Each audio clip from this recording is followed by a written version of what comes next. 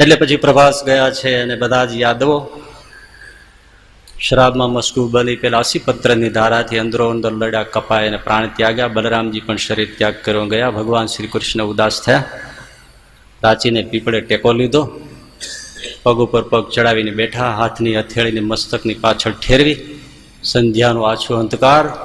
અને એ જ વખતે જરા નામનો પારાધીએ જોયું કે કોઈ કાળિયાર મૃગ વૃક્ષની ઓથે બેઠું છે, પ્રત્યંચાને ખેંચી છે, નોકમાં પેલું ભલકું ભરાયું છે, જે ઋષિનો શાપ હતો ને કે આ જે તમારા તાંસળામાંથી નીકળશે એ તમારો કુળનો સંહાર કરશે. એ કથા છે ને, જાણો છો, એ એમાં ભરાયું છે. અને પ્રત્યંચાને કર્ણ સુધી ખેંચીને જેવું બાણ છોડ્યું, ચરણની તળા વિંધી, હસ્ત અને મસ્તક વિંધી, અને ભગવાન શ્રી કૃષ્ણનું દેહોત્સર્ગનું કાર્ય થયું. ઘણા અહીંયા શું કહે છે, આવી રીતે એક પશુની જેમ જેનું અવસાન થાય એને તમે ભગવાન કહો છો. એ વાત સાચી. આવું તો સૌ સારી રીતે મોત માગે, અને અહીંયા તો ભગવાનનું મૃત્યુ તો તમે જુઓ, એક પારાધી વિંધી નાખે અને એને તમે કહો છો કે જગત કરતા અને સર્વ ધરતા હરતા કરતા. મૂર્ખ છો તમે. અરે ભાઈ, એ સામાન્ય પારાધીના હાથે વિંધાયા ને એ જ અસામાન્ય ઘટના છે, એટલે અમે એને નારાયણ કહીએ છીએ. પણ હવે તમને ન દેખાય એમાં અમે શું કરીએ? મહાભારતના યુદ્ધમાં ભયંકર અસ્ત્ર શસ્ત્રના પ્રહાર થયા, નારાયણ અસ્ત્ર, અગ્નિઅસ્ત્ર, બ્રહ્માસ્ત્ર સુધીના પ્રયોગો થયા. ભગવાન શ્રી કૃષ્ણના એક રોમને પણ અસર ન કરી. સામાન્ય બુદ્ધિ વાપરો. અને છેલ્લામાં છેલ્લું અસ્ત્ર બ્રહ્માસ્ત્ર, એવા બ્રહ્માસ્ત્ર સુધીના અર્જુન ઉપર પ્રહારો થયા તો પોતે પણ પોતાના ઉપર ઝીલી લીધા, અને એક રોમ પણ ભગવાન શ્રી કૃષ્ણને અસર ન કરી શક્યું, કોઈ અસ્ત્ર મહાભારતના સંપૂર્ણ યુદ્ધમાં. હવે એને એક સામાન્ય જરા નાનો પારાધી એનો હાથીકા જેવો બાણ લઈને મારે એને અસર કરે? તમારી બુલેટ પ્રૂફ કાર હોય એના ઉપર ગમે તેટલી મશીન ગન મારો ને એક કાંકરી આમ ટચોરો ન મારી શકે. એને 5 વર્ષનું નાનું છોકરું કાંકરી મારે અને કાચ તૂટી જાય તો અસામાન્ય ઘટના છે. દારાસિંહ જેવો પહેલવાન કોઈને ગમે તેટલા પ્રહાર કરે તો તલના દાણા એટલો કોઈને હલાવી ન શકે, અને એ જ માણસ ઘરે આવે અને એનો 5 વર્ષનો છોકરો પપ્પા કઈ ધક્કો મારે ને પપ્પા 3 અલગોઠિયા ખાઈ જાય, એ અસામાન્ય ઘટના છે.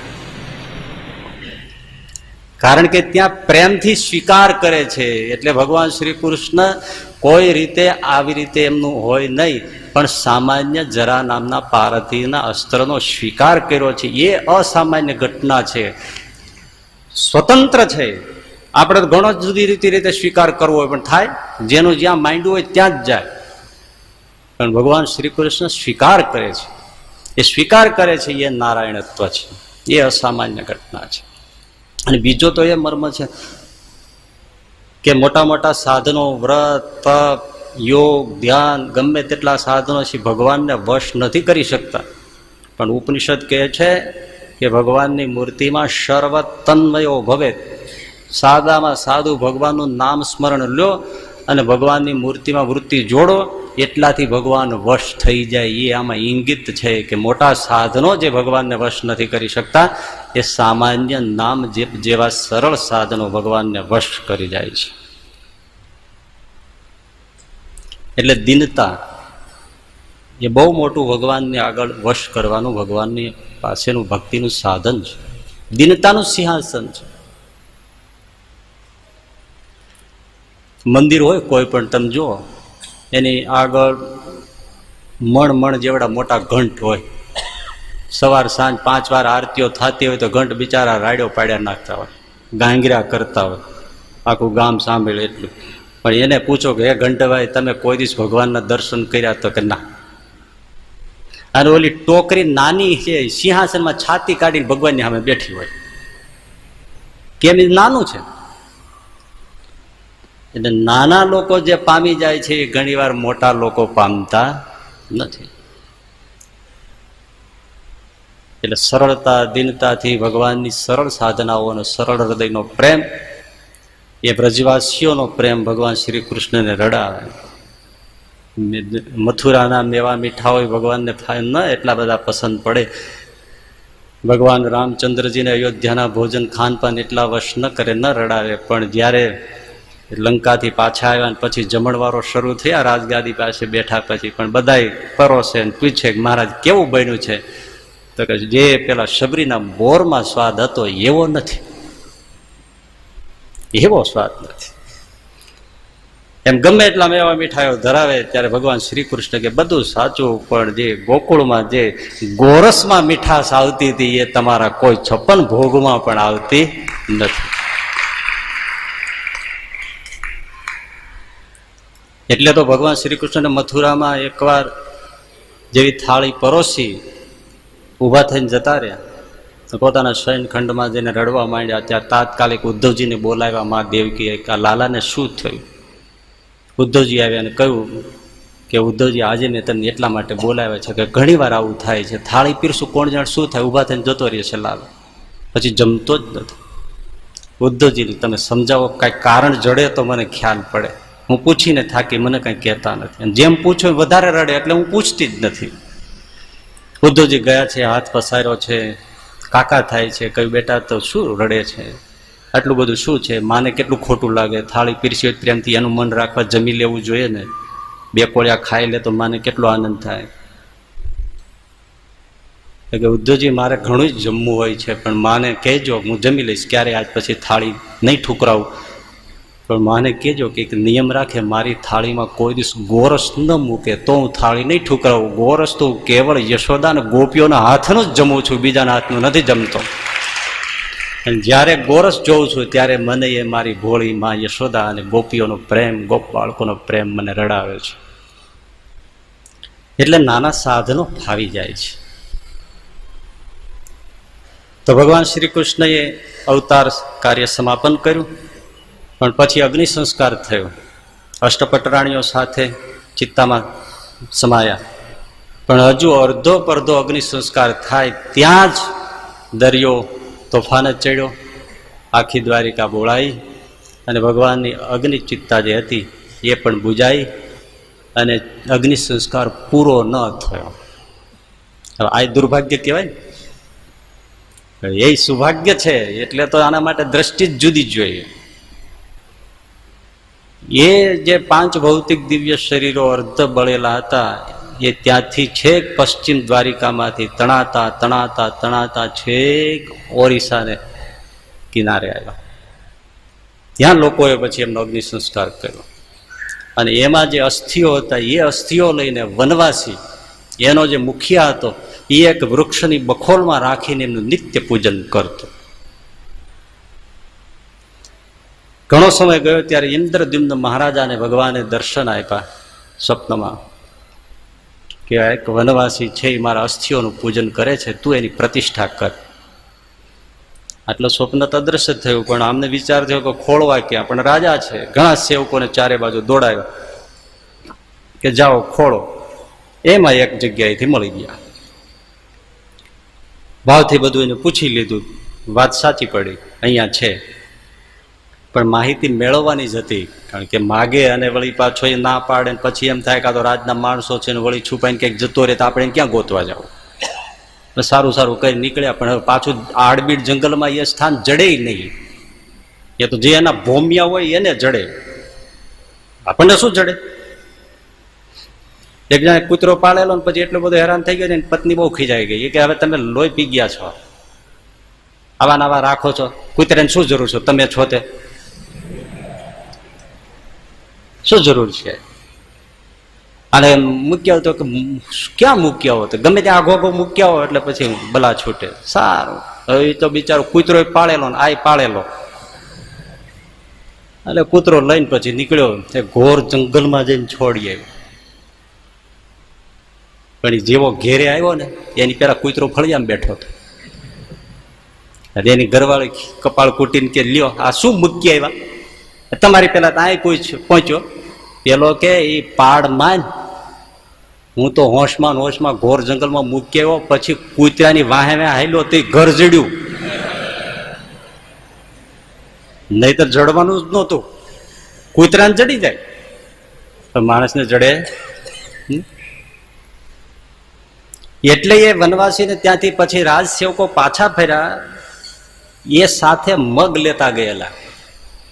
અને એ ચોમાસાનો સમય એટલે ને જંગલમાં બધે મગ વેરતા આવ્યા કે હવે રાજા પછી જયારે પાછા ખોળવા નીકળીએ રાજાની સાથે, ત્યારે ઉગેલા મગથી ઓળખાય. કારણ કે મગનું ધાન્ય જંગલમાં ન હોય. બીજા બધા તો ઘાસ ઘણી પ્રકારના હોય, પણ મગ જુદી રીતે ફાલે ફૂલે. એટલે એ રસ્તે આપણે ગોતીને અહીંયા આવી શકાય. એટલે મગને વેરતા આવ્યા ને એ પગલે ગયા. એટલે પછી આ રથયાત્રામાં મગનો પ્રસાદ છે. અને જાંબુ તો આ સિઝનમાં થાય છે એટલે જાંબુ છે, નહીં તો જાંબુનો મગનો કોઈ મેળ ખરો? કોઈ મેળ.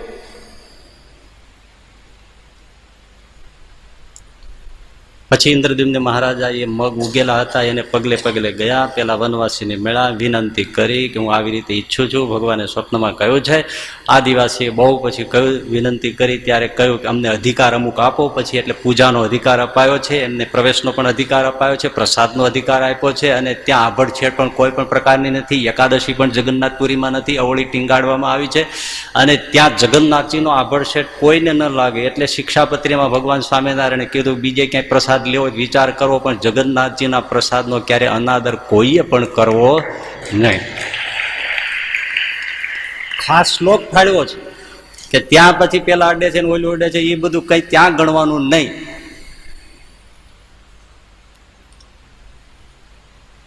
એ અસ્થિઓ લાવ્યા, એ અસ્થિઓ આજે પણ એ મૂર્તિમાં રાખે છે, મૂર્તિની સાથે સિંહાસનમાં છે.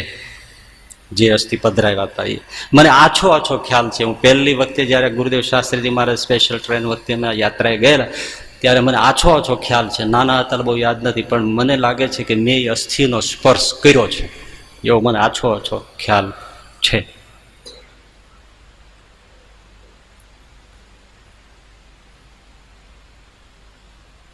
અને જે વૃક્ષની બખોલમાં એ પૂજા કરતો હતો એ જ વૃક્ષમાંથી મૂર્તિઓ 12 વર્ષે બદલે છે ને બને છે. અને આદિવાસીઓને પણ પૂજાનો અધિકાર અપાય છે. તો આ મૂર્તિઓ હાથ ઠૂંઠા, પગ ઠૂંઠા, મુખ જરા આપણને બિહામણું લાગે, પેલું લાગે, એવા સૌમ્ય તો ન લાગે, એવું જ લાગે.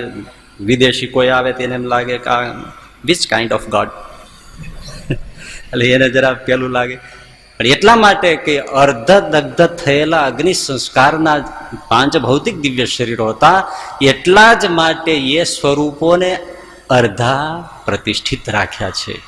કારણ કે અગ્નિ સંસ્કાર અર્ધો થયો છે ને, અને અગ્નિ સંસ્કાર અર્ધો થયો પછી ચહેરો આ તે મુખારવિંદ એ પણ બધા એની રીતે જ હોય, આપણે મર્યાદામાં બોલીએ ને, પણ એ રીતે. એટલા માટે ભગવાનને એવી વિગ્રહ સ્વરૂપો પધરાવાયા છે. એટલે અવતાર કાર્યનું સમાપનનો સંકેત અને પેલો અવતાર કાર્યના પ્રારંભનો સંકેત, આ બેયનો સંયુક્ત જે પર્વ છે એવું મહાપર્વ એ રથયાત્રા છે ને વૈષ્ણવોને માટે પરમ ઉદ્ગાયક છે. હવે આવો મહિમા જાણ્યો હોય પછી રથયાત્રામાં દર્શન કર્યા હોય તો આપણને થાય કે ઓહો ભગવાન કેવી કરુણા કરી છે. અવતાર, કોઈ અવતારનો આવો એક પર્વમાં સંકેત નથી. પ્રારંભ પણ ત્યાં ને અંત પણ ત્યાં, સમાપન ત્યાં. અને રથયાત્રા નીકળે ત્યારે આખા નગરમાં ઉલ્લાસ, સૌ લોકો આદર આપે, સૌ ભેટ સોગાદો મૂકે, સૌ પૂજા અર્ચના કરે, ભક્તિનું વાતાવરણ ગુંજી ઉઠે અને જય જયકારથી આખો ગગન અને ધરતી ગુંજી ઉઠે. આવું એક દિવ્ય વાતાવરણ સર્જે. બસ હવેનો સારનો સાર તો એ છે, એમ આપણા આ જીવન રથમાં પણ જ્યારે ઠાકોરજીને પધરાવી આ સંસારના ચોકમાં આપણે ફરીશું તો સર્વ જગ્યાએ જય જયકાર થશે. આ રથયાત્રાનો પરમ સંકેત. જીવન રથમાં ઠાકોરજીને પધરાવીને જો સંસારમાં ફરીશું તો સૌ આદર આપશે, સૌ પૂજન કરશે, સૌ સત્કાર કરશે, સૌ કૃપાનો વરસાદ વરસાવશે, ધન ધાન્યનો પણ વરસાદ થશે, બધી વસ્તુઓ મળશે અને છેવટે જય જયકાર થશે ને ભગવાનના ચરણોમાં પહોંચાશે. પણ જો જીવન રથમાં ઠાકોરજીને પધરાવ્યા તો ખાલી રથ લઈને નીકળે તો કંઈ થાય નહીં. ઉપનિષદમાં એટલે કીધું જ છે, આ જીવન છે એ રથ છે. આત્માનમ રથિનમ વિદ્ધિ શરીરમ રથમેવ ચ બુદ્ધિમ તો સારથિમ વિદ્ધિ મન પ્રગ્રહ્યમેવ ચ ઇન્દ્રિયાણી હયાનાહુર વિષયાંસ્તેષુ ગોચરા. આ જીવન રથ છે. ઇન્દ્રિયો છે ઘોડા છે, ઇન્દ્રિયો છે. આત્મા છે રથી છે. તો ભગવાન પધરાવે તો જય જયકાર છે. પણ આપણે જગ્યા રાખી છે? ભગવાન પધારે બેસી શકે એટલી જગ્યા રાખી છે? એક પરિવારને કંઈક જવું છે બહાર ગામ, પોતાની પાસે ગાડી નહીં, ગાડી કંઈ આવડે નહીં, કોઈને આવડે નહીં, અને ગાડી પણ નહીં, એટલે ટેક્સી ભાડે કરી. વાત નાની પણ મર્મ મોટો, એટલે ટેક્સી ભાડે કરી. ટેક્સી આવી ગઈ, બધા લબાચા લઈ, અને પરિવાર મોટો, 7-8-10 જણ. ટેક્સીની મર્યાદા હોય, જાવું બધાય નહીં. ટેક્સી વાળો જોઈ રહી તો ડ્રાઈવર એની સીટ ઉપર વ્હીલ સ્ટીરિંગ પકડીને બેઠો, શેઠજી બધા બેસાડી દો હોય, પછી નીકળી જાય. બધા મીંડા ગોઠવા, પાછલી સીટમાં આમાં તેમાં 4 ને 5 ને નાના નાના છોકરા ખોળામાં, આગળ વડીલ ને એની પાસે 2 બાળકો, બધા ભરાણા. ફિટ થઈ ગયું. એટલે વડીલ કે ડ્રાઈવર તું શું નકામો બેઠો, તું ઉઠી જાય. એક છોકરો રહી ગયો છે, 7-8 વર્ષનો એક છોકરો રહી ગયેલો, એને બેસવા દે, તું ઉતરી જા, જગ્યા ખાલી કરી દે. ડ્રાઈવર નીકળી ગયો. 7-8 વર્ષના છોકરાને બેસાડે, બારણું કર્યું પેક. વળી ગયા, ચાલો બધા ગોઠવાઈ ગયા? હા બધા ગોઠવાઈ ગયા. હાલો. ક્યાં હાલે? જાય તો કહા જાય? ડ્રાઈવર વગર ક્યાં જાય? ડ્રાઈવરે તો પોતે જ ઉતારી નાખ્યો નીચે. એમ આપણે ધક્કા મારીને ભગવાનને ઉતારીએ છીએ. પછી ગાડી જાય ક્યાં? જીવનની ગતિ શું, સદગતિ શું? ભગવાન તો આપણામાં પ્રતિષ્ઠિત હોય, પણ આપણે એને કાઢીએ છીએ. પેલા વેદ ઉપનિષદો એમ કહેવાતું કે ભગવાન તો મુખમાં જ બિરાજમાન છે, પણ માણસ અળવિત્રો તમાકુ લઈ આવ્યો, જો ભગવાનને કાઢે છે. એનો ચૂનો વેળવી મસળી. તમાકુમાં કરંટ તો હશે જ, એ તો આપણે ચાખ્યું નથી, પણ એ જે લોકો ચોળતા હોય ને એને જોઈને એમ લાગે, ચાય પીતા હોય ને એને જોઈને પણ લાગે કે આમાં કંઈક હશે તો ખરું કંઈક. કારણ કે એ લોકો આમ ચાયની કપ પકડે, એક ચુસ્કી મારે ને ત્યાં આમ મંડે જોવા, અને આ ચોળતા હોય ને એ આમ જો, જાણે આપણે એનો ફાધર માર્યા હોય, તરત ટાઈટ થઈ જાય, આમાં કંઈક હશે તો ખરું જ એમ. એ ચોળીને તમાકુ ચડાવે. જે માણસને જે વસ્તુની અતિશય સુગ હોય એને તમે લાખ કરો તો ત્યાં ઉભો ના રહી. કોઈ વોમિટિંગ કરીને આને બધું નાખી દીધું ને આપણે તમે કોઈના બોલા આવો બેસો બેસો, શું બેસે? કપાળ તક. અને બેસવા જેવું ક્યાં છે? જેને જેની સુખ, ભગવાન નારાયણને આ બધા વ્યસનો છે એની ભયંકર સુખ છે. ક્યાંય દેવ મંદિરમાં તમાકુનો ધુમાડો કર્યો? એટલે ઠાકોરજીને ધૂપ આપીએ. ઘણા પ્રકારના ઉપચાર છે. ગૌમૂત્ર, મૂત્ર તો નહીં પવિત્ર હોતું છે, પણ ગૌમૂત્રના છંટકાવ થાય છે, ઠાકોરજી ખુશ થાય છે. ભાઈ અમથા આપણા ઋષિ મુનિઓ કીધું છે ગાય માતા છે. કોઈ પ્રાણીનું પેશાબ દેવ મંદિરમાં આવે છે અને એનાથી દેવતા રાજી થાય? આપણે પેશાબ કર્યો છે, હાથ પગ ધોઈએ, સ્નાન કરીએ, ત્યાં ઠાકોરજી પાસે જવાય છે? નહીં તો આપણા જ છે, લ્યો ના. ગાયનું મૂત્ર પવિત્ર છે અને વૈજ્ઞાનિક રીતે સિદ્ધ છે. આજે 1 લીટર ગૌમૂત્ર લેવા જાઓ, કેટલા રૂપિયા બેસે? તો આ ગૌ ભક્તો જે છે કઈ મફતના નથી. જેમ જેમ વૈજ્ઞાનિક સંશોધન થશે એમ આપણા ઋષિઓની વાણી છે ઓર ચમકીલી થઈને તેજસ્વી થશે. ઋષિઓ કહેતા હતા કે સત્ય છે. અમેરિકા વાળા સંશોધન કરીને કે આ બધી વાતો સાચી, અણુ બોમ્બ ફેંકાઈ બધી વસ્તુ થઈ જાય ત્યારે બધું વિશેલું થઈ જાય, પણ ગાયના છાણમાંથી બનાવેલી કોઠીઓ એમાં અનાજ રાખ્યું હોય એને અણુ બોમ્બના વિકિરણો અસર કરી શકતા નથી. લ્યો, એક એક વસ્તુ ગાયોની જુઓ તો એને ગૌછાણ જુઓ, એના બધે રૂએ રૂએ દેવતાઓ અમથા કયા છે. આ બધી પવિત્રતાઓ છે ને, એ વગર તો કઈ એના ગુણગાન તો નહીં જ ગાતા હોય. તો જેને જે વસ્તુની સુખ એનાથી એ ભાગ. તમાકુ નાખ્યો એટલે ભગવાન મુખમાંથી ગયા, એટલે ભગવાન હૃદયમાં ઉતરી ગયા. માણસને ખબર પડી કે આ તો અંદર ગયા, એટલે બીડી સિગરેટની શોધ કરી. જેવી ફૂંક મારી એટલે ભગવાન ત્યાંથી પણ નીકળ્યા. ભગવાને કીધું આને ગમે તેમ કરીને પકડી તો રાખવો છે, એટલે મસ્તકમાં બ્રહ્મરંધ્રમાં પીરાઈ ગયા. તો છીકણી લઈ આવ્યા 7 ફોટા છા. બોલો, એ જેવો સડાકો માર્યો ભગવાન ગયા એ ગયા. તે દિન ઘડી નાચનો દી.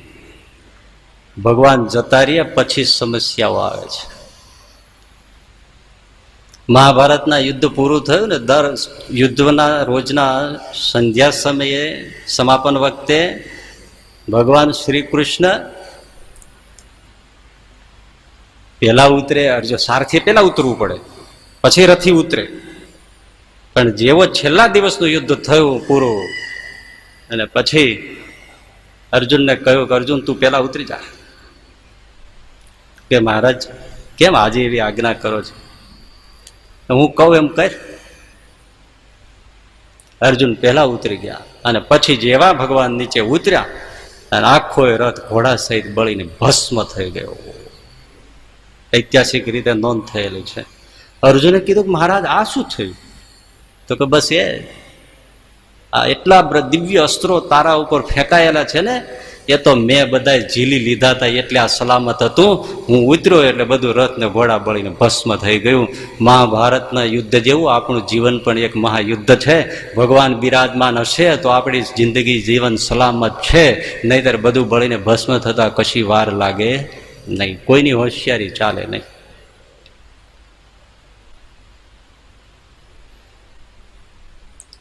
ભગવાનની જગ્યા રાખી. ઘણા જો નાના છોકરાઓ માટે રૂમ હોય, સ્ટડી રૂમ હોય, બેઠક રૂમ હોય, બધી જાતના હોય, ટીવી રૂમ હોય, ઘણું બધું. ડોગ રૂમ હોય, પણ ક્યાંય ગોડ રૂમ ન હોય. એક ભગવાનનો નાનકડો રૂમ હોય એવું નહીં. જગ્યા હોવી જોઈએ. જીવનમાં જો ઠાકોરજીની પધરામણી હશે તો સલામત છે. ને હવે અંતિમ થોડી વાત એ કે સારનો સાર એનો પણ સાર એ કે આપણામાં પ્રાણ તો પ્રતિષ્ઠિત થયેલો છે, પણ એ પ્રાણમાં ભગવાનની પ્રતિષ્ઠા કરવી એ રથયાત્રાનો મર્મ છે ને. હે ને આપણા જીવન રથમાં ભગવાનની પધરામણી કરાવી એ જ રથયાત્રાનો સાર છે. પ્રાણ તો પ્રતિષ્ઠિત છે, પણ ભાઈ એ પ્રાણમાં ભગવાનની પ્રતિષ્ઠા કેવળ સત્પુરુષો જ કરી આપે છે, બીજા કોઈ કરી આપતા નથી.